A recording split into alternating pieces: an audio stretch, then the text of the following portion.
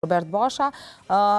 kishte shkuar në zyrën e avokatit Rasim Hoti dhe kishte rrëfyer të gjithë historinë. Normalisht edhe ai fillimisht sigur Kiks Kosova e kishte marrë me rezerva, por me prezantimin e fakteve, me të gjithë ato që kishte rrëfyer dita ditës e vllaznimit, kishte vendosur që ky të bënte një kallëzim penal dhe kërkonte që të riniseshin hetimet për këtë rast të vdekjes së dyshim dhe normalisht jemi këtu ku jemi në një raport të autopsisë që konfirmon të kundërtën e asaj për çka familjarët, qytetit dhe gjithë rrethina e kishin njohur që Haxhia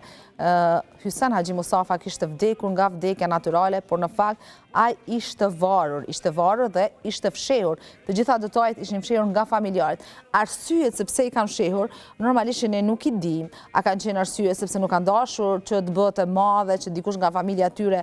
ka bërë vetvrasje, mund të jetë edhe kjo, ndoshta njëra ndër arsyet, tu marr parasysh faktin që qyteti Rahovecit është një komunë e vogël, komuna Rahovecit është e vogël dhe aty njerëz mund të flasin, dojnë me largu stigmës, apo ka diçka tjetër më të tmerrshme brenda këtij rastit, i mbetet prokurorisë dhe hetuesisë të hetoj. Megjithatë, Rasim Hoti ka folur me detaja për të gjithë procedurat që kanë ndjekur që